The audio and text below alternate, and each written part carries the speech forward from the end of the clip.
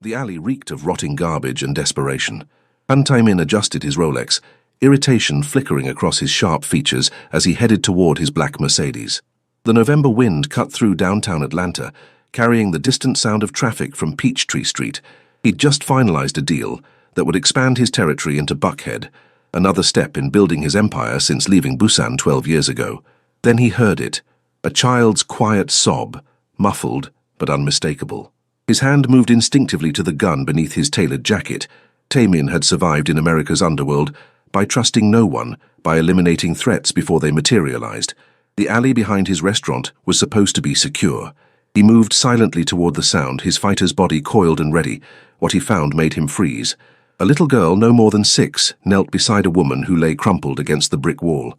The child's hair was styled in 2 small puffs, decorated with bright beads that caught the dim light. Her clothes hung loose on her tiny frame.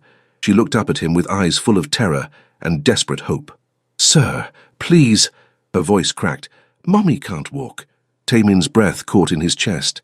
The woman, her warm amber skin marred by bruises that made his jaw clench, tried to lift her head.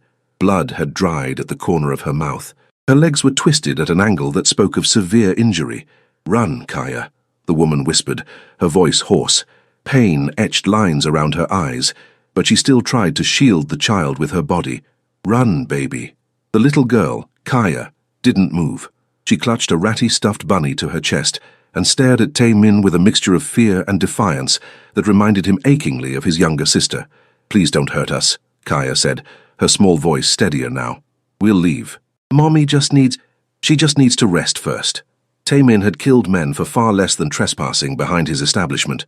He'd built his reputation on ruthlessness, on being the Korean who'd risen from dishwasher to crime lord in one of America's most competitive cities.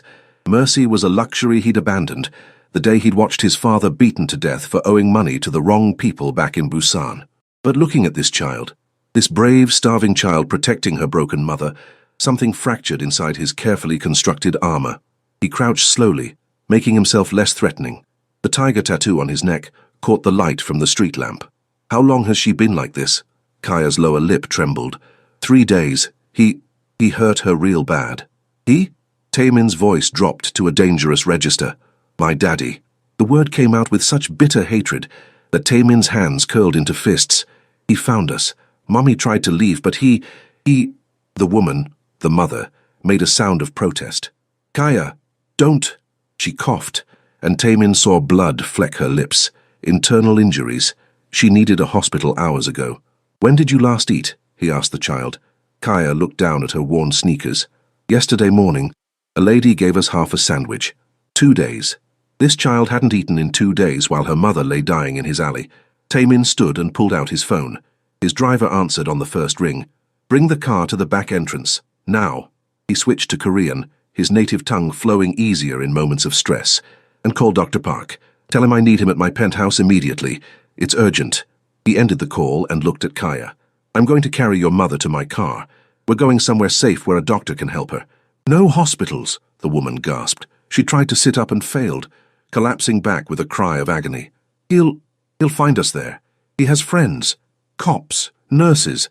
Please, just take Kaya. Leave me." "Mommy, no!" Kaya threw herself across her mother's chest, careful to avoid the worst of the bruises. Tae-min felt that crack in his armor widen.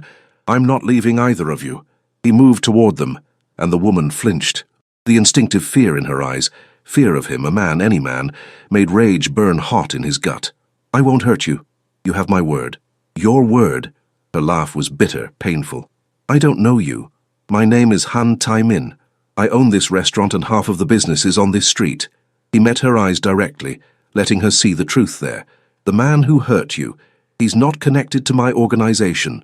She shook her head weakly. "Small-time dealer. West Side boys." Tae-min knew the gang. Poorly organized, violent, disrespected by the serious players. "Then he's a dead man walking, but first we get you help." Before she could protest again, he bent and carefully slid his arms beneath her. She was light, too light, like her daughter. How long had they been struggling? The woman gasped as he lifted her, her body rigid with pain and fear. "I've got you," he said quietly in English, then repeated in Korean, "Gwenkan hayo, Gwenchana yo." Though she wouldn't understand the words, Perhaps his tone would convey what he meant. "You're safe now." Kaya scrambled to her feet. Bunny clutched tight. "Where are you taking us?" "Somewhere safe. Somewhere warm. Somewhere with food." He started walking toward the mouth of the alley where his Mercedes was already pulling up, his driver's eyes widening at the sight. The woman in his arms trembled. From cold, pain, or fear, he couldn't tell. Maybe all three. Up close, he could see the delicate bone structure of her face beneath the swelling, the intelligence in her brown eyes despite their pain-glazed appearance. She was beautiful, he realized with surprise. Beautiful and broken and brave enough to still be fighting. "What's your name?" he asked as his driver rushed to open the back door. "Camille," she whispered. "Camille Brooks. Camille." He tested the name, the American syllables feeling foreign on his tongue. "I'm taking you to my home. My doctor will treat you there. No hospitals, no records. The man who did this won't find you." He settled her carefully across the back seat. Kaya climbed in beside her mother, taking Camille's hand in both of her small ones. The devotion between them was palpable, a bond that reminded Taemin of his own mother, who'd worked 3 jobs to feed him and his sister after his father's death. As the car pulled away from the alley, Taemin made a silent vow. This woman, this child, they were under his protection now, and anyone who threatened what was his would learn why the Korean underworld called him Horangi, the tiger. The man who'd beaten Camille Brooks had just signed his own death warrant. He just didn't know it yet. "Sir?" Kaya's small voice pulled him from his dark thoughts. She was looking at his neck, at the tiger tattoo that curved along his jawline. "That's pretty. Does it mean something?" Taemin's expression softened slightly. "In my language, it means protector. It means I defend what's mine. Are we yours now?" The question was so innocent, so hopeful. He met Camille's gaze in the rearview mirror. She was watching him with wary confusion, trying to understand why a stranger, a dangerous stranger if his reputation preceded him, would help them. He could see her fighting to stay conscious, to protect her daughter even now. "Yes," he said simply. "You're mine now." And as the words left his mouth, Han Taemin realized he meant them. Somewhere between finding them in that alley and feeling Camille's fragile weight in his arms, something fundamental had shifted in his carefully ordered world. He'd spent 12 years in America building an empire. Tonight, in a reeking alley behind his restaurant, he'd found something worth more than all of it. He'd found his redemption. Taemin's penthouse occupied the top floor of a luxury building in Buckhead, with floor-to-ceiling windows overlooking Atlanta's glittering skyline. Camille barely registered the opulence as he carried her through the entrance. Marble floors, modern Korean art on the walls, furniture that probably cost more than she'd earned in a year of waitressing. Dr. Park, a stern-faced man in his 60s, waited in the living room with his medical bag. He'd been Taemin's personal physician since the early days, treating injuries that couldn't be explained in emergency rooms. His eyes widened slightly at the sight of Camille's battered body, but he asked no questions. "Guest bedroom," Taemin instructed, carrying her down a hallway. Kaya followed like a shadow, refusing to leave her mother's side. The room was larger than their entire apartment had been. Taemin laid Camille on the bed with surprising gentleness, for a man whose hands had certainly dealt death. She bit back a scream as her injured legs made contact with the mattress. "Kaya," Taemin said, his accented English careful and measured. "The kitchen is down the hall. My housekeeper, Mrs. Chen, is there. Tell her I said to feed you. Anything you want." Kaya looked at her mother, torn. Camille managed a weak smile.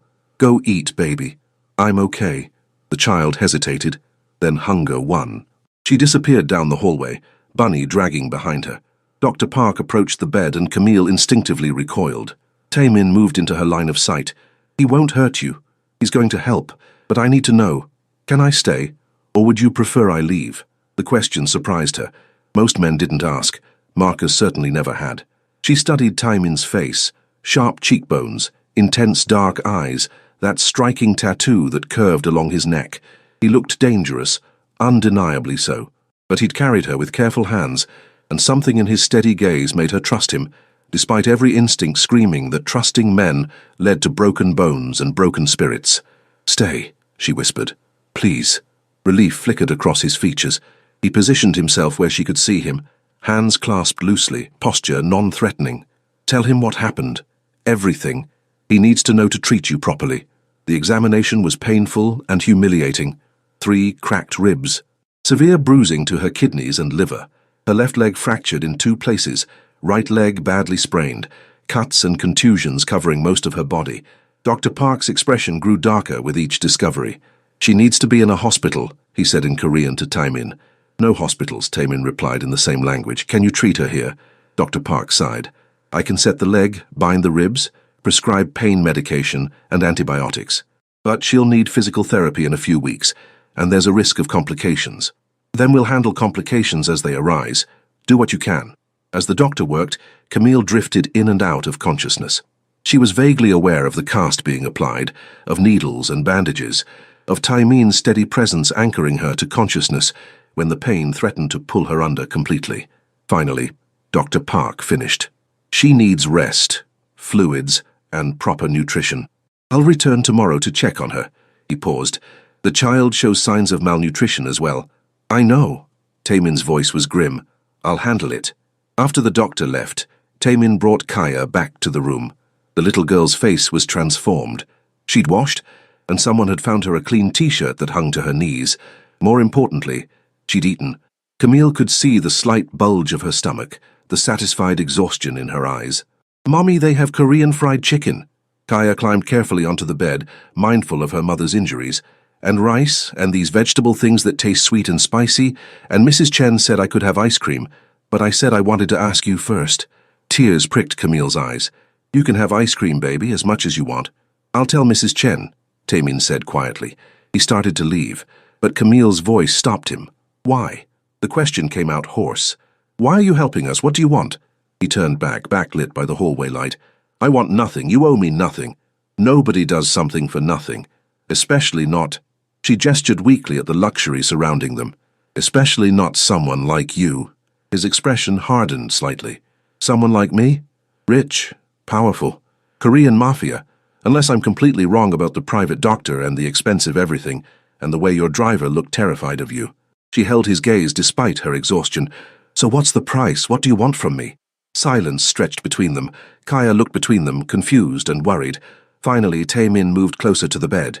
He pulled a chair over and sat, bringing himself to eye level with her. "When I was 8 years old in Busan, I watched my father beaten to death by loan sharks. My mother worked herself sick trying to feed my sister and me.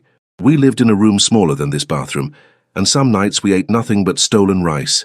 Camille blinked, surprised by the confession. "I came to America with nothing," he continued. "I washed dishes 18 hours a day. I fought, I clawed, I did things I'm not proud of to survive. And I built this." He gestured at the penthouse. "I built power so that no one could ever make me helpless again." "That doesn't answer my question. Tonight, I saw my mother in you. I saw my sister in Kaya. I saw people who needed help, and for once, for the first time in a very long time, I had the power to give it." His dark eyes met hers with unsettling intensity. "That's what I want, Camille Brooks. I want to use my power for something other than destruction. I want to prove I'm not the monster everyone believes I am. You're using us for redemption?" She didn't know whether to be angry or sad. "No." He leaned forward slightly. "I'm offering you safety, medical care, food for your daughter, and protection from the man who hurt you. In return, I ask only that you let me help. No strings, no debt. When you're healed, you can walk away and never see me again. And if I want to leave now, then my driver will take you wherever you want to go." He stood. "But consider this. It's November in Atlanta. Where will you sleep tonight? How will you feed Kaya tomorrow? And when Marcus finds you again, because men like him always find women like you, who will stop him from finishing what he started?" The brutal truth of his words hit her like a physical blow. Camille looked at Kaya, who'd fallen asleep against her side, finally safe and fed and warm. Her beautiful, brave daughter, who'd gone hungry to give her mother the larger portion, who'd tried to drag her mother to safety, despite weighing barely 50 pounds herself. She couldn't protect Kaya. Not anymore. Not alone. 2 weeks, she said finally. "Let us stay 2 weeks while I heal. Then we'll figure something out." Taemin's expression softened. "Take all the time you need." As he reached the door, Camille's voice stopped him again. "Thank you for carrying us out of that alley, for seeing us." He looked back, and for just a moment, his carefully controlled mask slipped. She saw loneliness there and regret, and a desperate need to be something other than what the world had made him. "Get some rest, Camille. You're safe now. I promise." After he left, Camille stared at the ceiling, her daughter's soft breathing beside her. She didn't trust him, couldn't afford to trust any man after Marcus. But she was alive, Kaya was fed, and for the first time in 3 days she wasn't drowning in terror. Maybe redemption was something they both needed. Maybe they'd find it together. The next week passed in a blur of healing and adjustment. True to his word, Taimin asked for nothing. Dr. Park visited daily, monitoring Camille's progress with professional precision. Mrs. Chen, the housekeeper, fed them meals that made Kaya's eyes widen with delight. Korean stews, perfectly steamed rice, marinated meats, and American comfort food when homesickness struck. Camille remained wary, waiting for the other shoe to drop, but Taimin maintained careful distance. He left for his business early each morning and returned late each evening. When he was home, he was unfailingly polite, asking about her pain levels and Kaya's needs, but never pushing for more.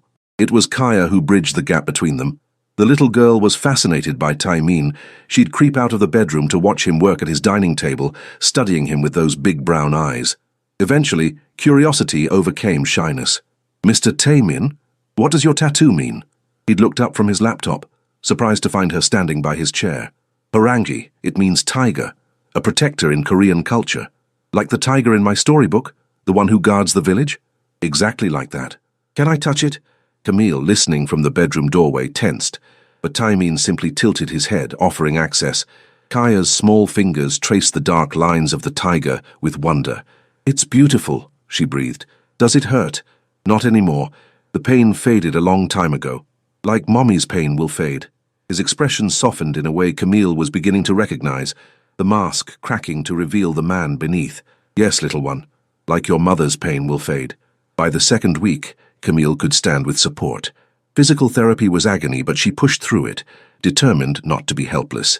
Taimin hired a therapist who came to the penthouse 3 times weekly, and slowly, painfully, strength returned to her legs. One evening, Camille made it to the kitchen on her crutches. Pride surged through her at the accomplishment, quickly followed by frustration at how far she still had to go. She found Taimin cooking. Actually cooking, his expensive shirt sleeves rolled up, his hair falling forward as he focused on the stove. "You cook?" she asked, startled. He glanced up, and something flickered in his eyes when he saw her standing there. Approval? Attraction? It was gone too quickly to identify. "I lived alone for many years before I could afford staff. Kimchi jjigae, kimchi stew, my mother's recipe." The kitchen smelled incredible, spicy, savory, comforting. Camille's stomach growled despite her recent meal. "Sit," he instructed, gesturing to the bar stool. "You shouldn't be standing so long yet." "I'm fine." "Camille." His voice was patient, but firm. "Sit before you hurt yourself." She wanted to argue on principle, but her legs were already trembling. Swallowing her pride, she maneuvered onto the stool.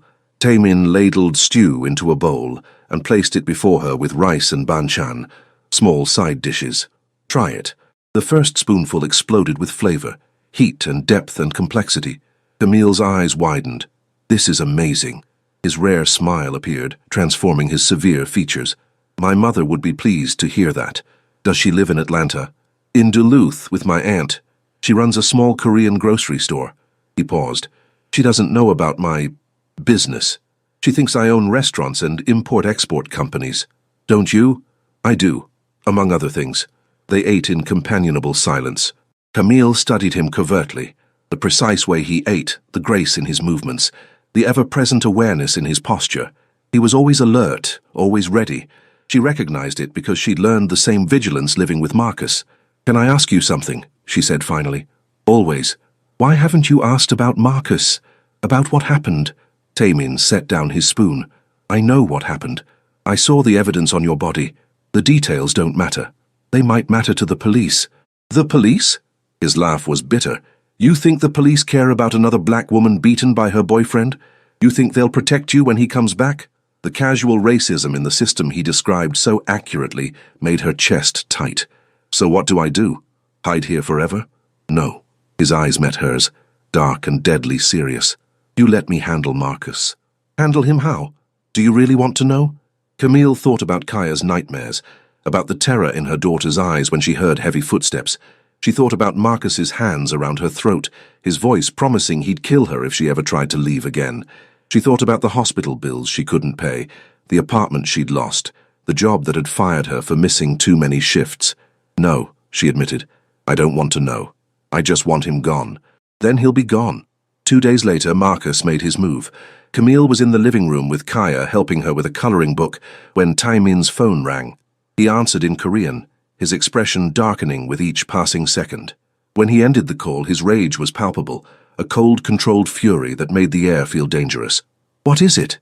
Camille asked, her heart hammering. "Marcus Johnson found out you're here. He's at my restaurant right now, threatening my staff, demanding I turn you over." Tae-min's voice was ice. "He brought 5 of his gang members. They're armed." Terror flooded Camille's system. She grabbed Kaya instinctively. "He can't. We have to breathe." Tae-min crossed to her, his presence somehow calming despite the lethal energy radiating from him. "He's not getting near you or Kaya. Do you understand? He's not getting near you. You don't know Marcus. He's a small-time dealer with a gang of idiots who think they're dangerous because they carry guns and sell drugs to kids." Tae-min's contempt was absolute. "I've dealt with real monsters, Camille. Your ex-boyfriend is an annoying insect." He made 3 phone calls in rapid Korean.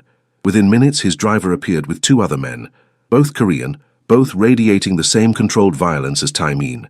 "Stay here," Tae-min instructed Camille. "Lock the door. Don't open it for anyone but me or Mrs. Chen. My men will be stationed outside." He looked at Kaya. "Be brave, little one. Protect your mother while I'm gone."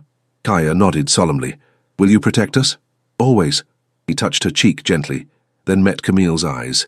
"I'll be back in 2 hours, and when I return, Marcus Johnson will never threaten you again." "Tae-min." Camille didn't even know what she wanted to say. "Don't go, be careful. Thank you. Don't kill him. Do kill him." Everything tangled in her throat. He understood anyway. "I know. Trust me just a little longer." After he left, Camille held Kaya close and waited. The minutes crawled past. She tried to distract her daughter with games and songs, but anxiety clawed at her chest. What was happening at the restaurant?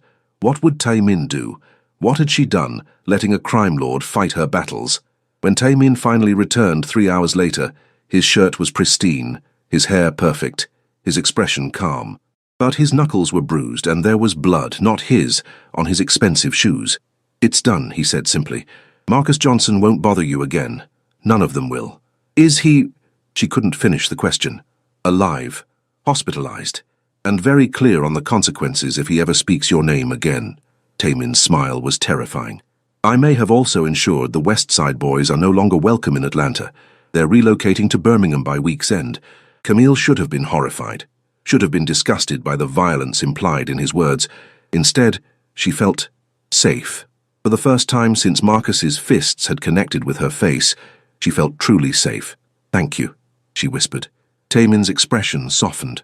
He crossed to her, stopping just close enough that she could feel his warmth. "You're under my protection now. That means something in my world. Everyone knows it now. Your world is dangerous." "Yes.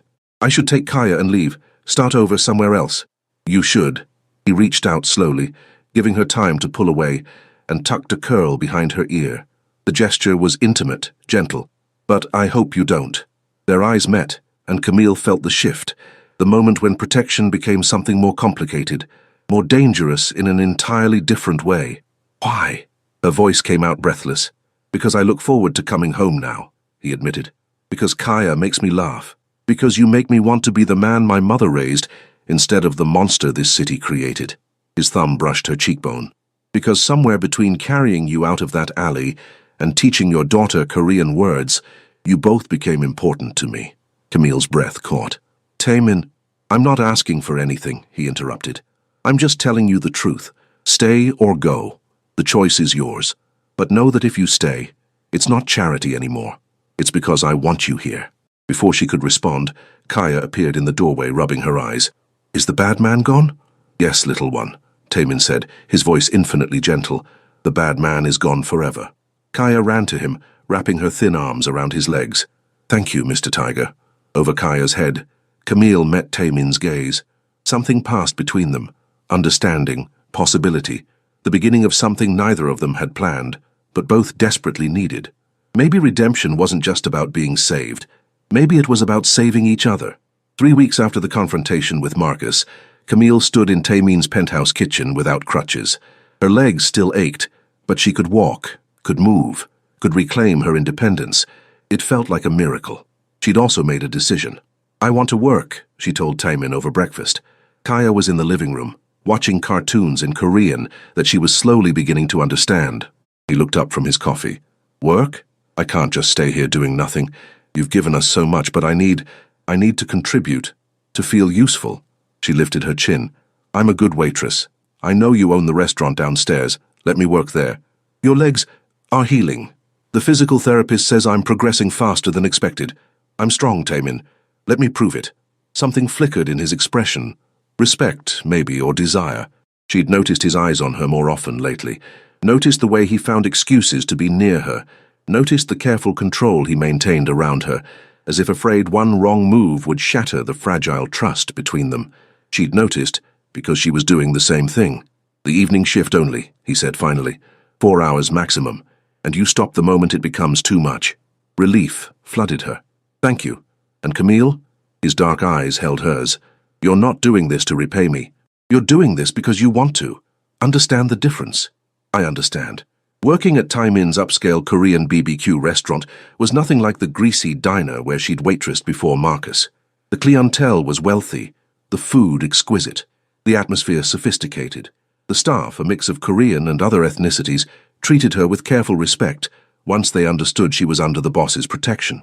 She discovered she liked it, liked the precision of balancing multiple tables, liked learning about Korean cuisine, liked the satisfying exhaustion of honest work. Mrs. Chen watched Kaya in the penthouse during Camille's shifts, and knowing her daughter was safe and happy made the ache in her legs bearable. Taemin often came to the restaurant during her shifts. He'd sit at the bar, ostensibly reviewing paperwork, but she felt his gaze tracking her movements. Protective, possessive, heated. The awareness between them grew impossible to ignore. One evening, a regular customer, a handsome lawyer named David, asked for her number. He was polite, charming, clearly interested. Before Camille could respond, she felt Taemin's presence behind her like a physical force. Is there a problem? Taemin's voice was silk over steel. David's eyes widened, recognizing danger. No, sir, no problem. Just complimenting the service. My waitress is exceptional, Taemin agreed, his hand coming to rest on Camille's lower back. The touch burned through her uniform. She's also unavailable. I trust that's clear? Crystal clear, Mr. Han. David left a generous tip and hurried out.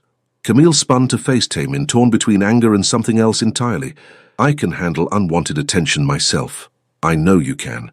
His hand remained on her back, his body close enough that she could smell his cologne, something expensive and subtly spiced. That doesn't mean you should have to. And if I wanted to give him my number? Taemin's jaw clenched. Did you? That's not the point. Did you want to give him your number, Camille? He stepped closer, crowding her against the bar.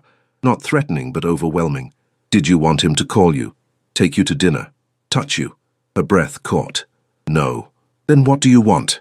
The question was low, intense, loaded with everything unspoken between them. I want... She couldn't finish. Couldn't admit that she wanted his hands on her. Wanted to explore the heat building between them. Wanted to know if his control would crack if she pushed hard enough. She'd sworn after Marcus that she'd never let another man control her, never make herself vulnerable again. But this wasn't control. This was something entirely different. Something that terrified and thrilled her in equal measure. You're scared, Taemin observed softly. His fingers traced her spine through her shirt. Scared of what you feel. Scared I'll be like him. Aren't you? The words came out sharp. You hurt people, Taemin. You run a criminal empire. You sent a man to the hospital for touching what's yours. How are you different from Marcus? Pain flashed across his features. He dropped his hand and stepped back, putting careful distance between them. You're right, I am a violent man. I've done terrible things. The difference is that I would never raise my hand to you or Kaya. Never. But I understand if you can't see past what I am. He turned to leave and panic seized Camille's chest. Wait. He paused, his back to her. I didn't say I couldn't see past it. I said I was scared. She moved closer, her heart hammering. There's a difference. Taemin turned slowly. What are you saying? I'm saying that for 3 weeks you've been nothing but kind, patient, gentle with Kaya. You gave us safety when we had nothing. You protected us when we were vulnerable. You make me feel... She struggled for words. You make me feel seen, not as a victim or a charity case, but as a person, as a woman. Camille, I'm also saying that I'm terrified because the last time I trusted a man, he nearly killed me. Because you're dangerous in ways Marcus could never imagine. Because if I let myself care about you and you hurt me, I don't think I'd survive it. The confession hung between them, raw and vulnerable. Taemin closed the distance between them in 2 strides. His hands cupped her face with devastating gentleness. "I would rather die than hurt you, do you understand?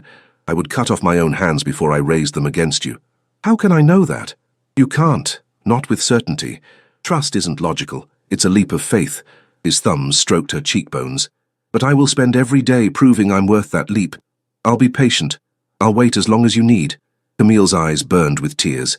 "What if I never stop being scared? Then I'll help you be brave."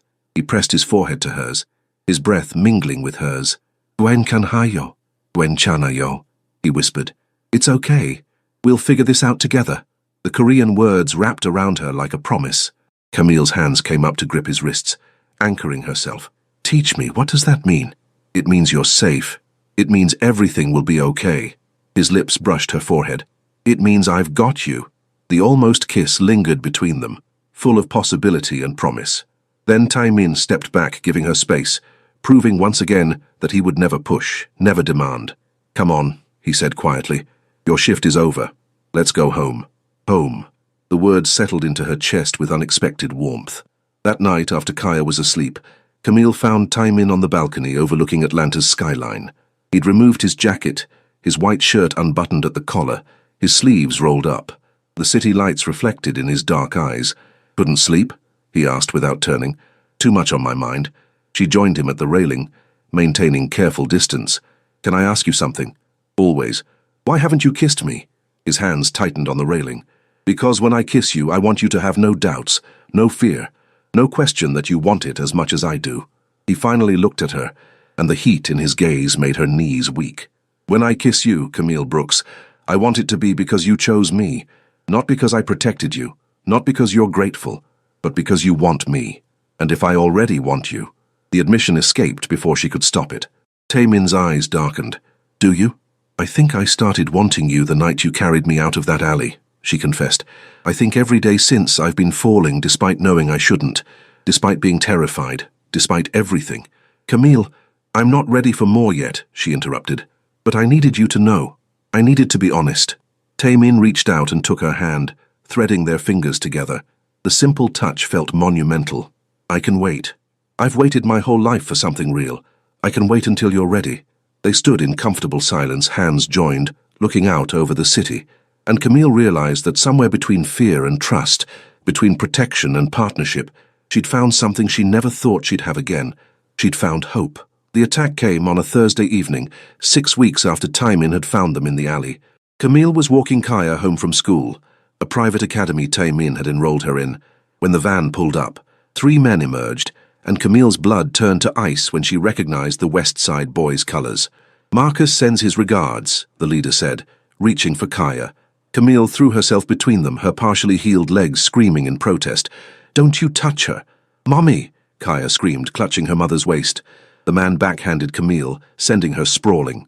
Pain exploded across her face, but she forced herself up, refusing to let them take her daughter. Blood filled her mouth. "The boss said bring the kid," one of the others said. Leverage to get the Korean to back off. Terror like she'd never known flooded Camille's system. They were going to take Kaya, use her to hurt Taemin, her baby, her everything. "No!" She launched herself at them with desperate strength, clawing, biting, fighting with everything she had. A blow to her stomach sent her to the ground, gasping. Through the haze of pain she saw them grab Kaya, saw her daughter reaching for her, heard her screaming, "Mommy! Mommy!" Then gunshots shattered the air. The men dropped, not dead but wounded, screaming. Taemin's security team emerged from seemingly nowhere. They'd been tailing Camille and Kaya at a distance, as they did every day without her knowing. But it was Taemin himself who arrived seconds later, his car screeching to a halt. He took in the scene with one sweep. Camille bleeding on the ground, Kaya sobbing, his men securing the attackers. The rage that transformed his features was terrifying. This wasn't the controlled, cold violence she'd seen before.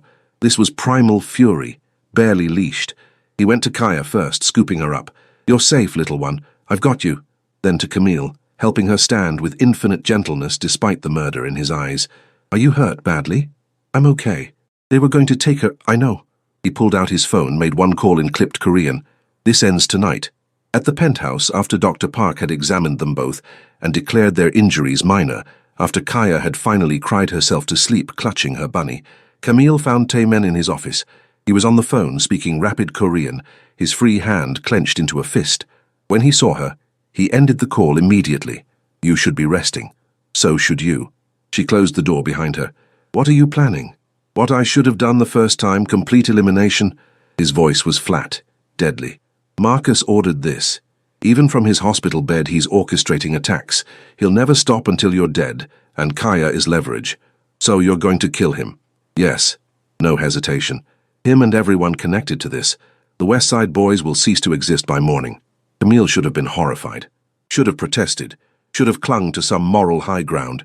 Instead, she thought of Kaya's terrified screams, of rough hands grabbing her baby, of a world where Marcus continued to exist as a threat. "Good," she said simply. Taemin's eyebrows rose. "Good? He tried to take my daughter. He sent men to kidnap a 6-year-old child." Her voice shook with rage. "So yes, good. End it." He studied her for a long moment. "You understand what you're saying, what you're condoning. I understand that there are monsters in this world, and sometimes the only way to stop them is with bigger monsters." She moved closer to him. "I understand that you're my monster, Taemin. Mine and Kaya's, and I trust you to do what needs to be done. Camille, I also understand that I'm done being afraid." She stood directly before him now, close enough to feel his heat. "I'm done letting Marcus control my life from afar. I'm done pretending I don't feel what I feel for you."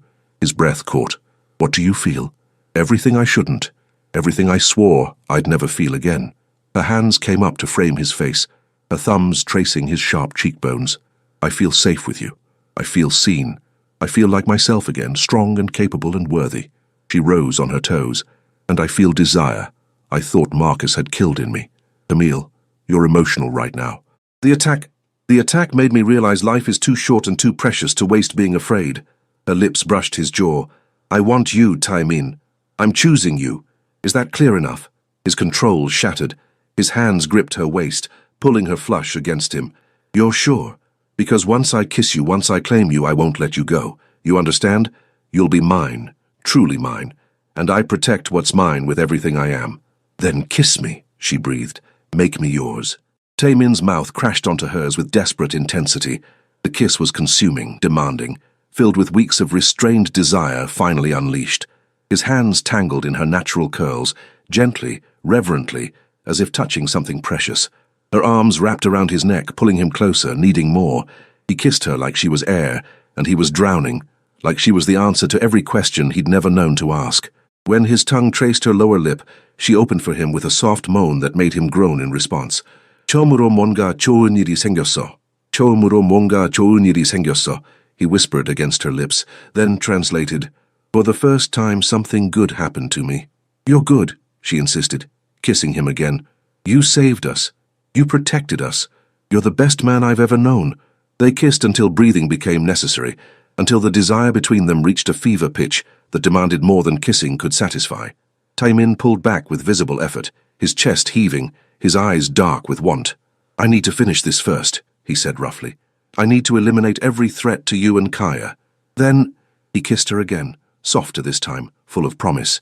"Then I'm going to spend the rest of my life proving I'm worthy of you. You already are." "Not yet." "But I will be." He pressed his forehead to hers. "Wait for me. Can you do that?" "Always." He left an hour later with his most trusted men. Camille watched from the balcony as his car disappeared into Atlanta's neon-lit streets. She should have been worried, should have been afraid for him. Instead, she felt certain that he would return, certain that he would end the threat, certain that this dangerous, violent, gentle man was exactly who she and Kaya needed. When he returned at dawn, blood on his clothes but victory in his eyes, she was waiting. He came to her without words, and she kissed him with everything she felt: gratitude, desire, trust, and something deeper that she wasn't quite ready to name. "It's done," he said against her lips. "Marcus is dead. His gang is scattered. No one will ever threaten you again." "I know. I killed him, Camille. Killed him with my own hands." "I know," she repeated. "Thank you for protecting us." His arms tightened around her. "I love you," he confessed in a rush. "Sarangi, Sarangi. I love you and Kaya. You're my family now. My purpose. My redemption." Tears spilled down Camille's cheeks. "I love you too. I think I've loved you since you carried me out of that alley and promised I was safe." They stood wrapped in each other, as the sun rose over Atlanta.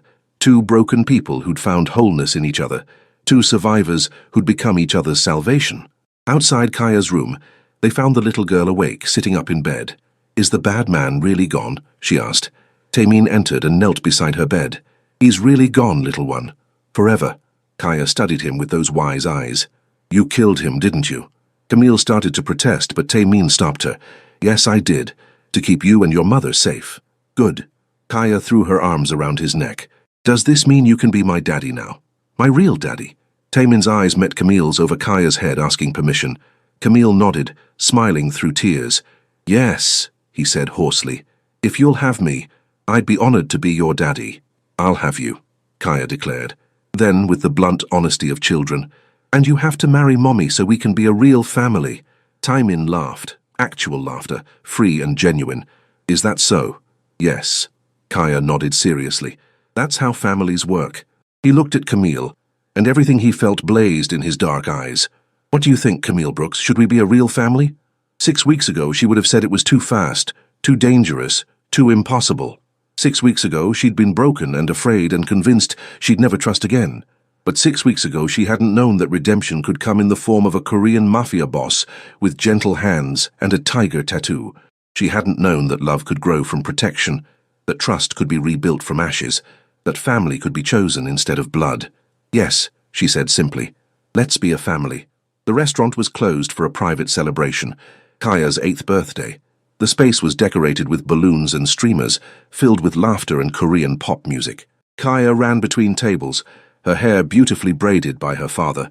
Taemin had learned, though it had taken months of YouTube tutorials, wearing a hanbok that Taemin's mother had made specially for her. Camille stood behind the bar, 7 months pregnant with Taemin's child, watching her daughter with joy. Their daughter, because Taemin had officially adopted Kaya 6 months ago, right after he and Camille married in a small ceremony that blended Korean and Black American traditions. "Hengbuke, Hengbuke." Taemin's arms wrapped around her from behind, his hands settling protectively on her swollen belly. His Korean question was followed by the English translation, "Are you happy?" "Deliriously," she answered, leaning back into his warmth. "Though your son is using my bladder as a soccer ball. My son has excellent aim. He'll make a fine businessman." Taemin kissed her neck, right where he knew she was most sensitive. "Or maybe a chef, or a doctor. Whatever he wants." "Whatever he wants," Camille agreed, turning in his arms. "As long as he's as good a man as his father. I'm still working on being good. You're the best." She kissed him softly. "You gave us everything. Safety, love, a family, a future. You're my hero, Han Taemin." "No." His expression was tender, vulnerable in the way he only ever was with her and Kaya. "You saved me, Camille. You and Kaya. You taught the monster how to be human again." Across the room, Kaya called out, "Mommy, Daddy, come cut the cake. Grandma made it special." Taemin's mother waved from the kitchen, beaming. She'd welcomed Camille and Kaya with open arms, thrilled her son had finally found happiness. Hand in hand, they joined their daughter, their family, their life built from the ashes of trauma and pain. Once upon a time, a little girl had begged a stranger for help in a dark alley. That stranger had become her father, her mother's husband, their family's protector. The tiger had found his pride, and they had found their home. "Sir, Mommy can't walk," Kaya had said that night, desperate and afraid. He'd carried them both out of darkness, and together they'd walked into the light, to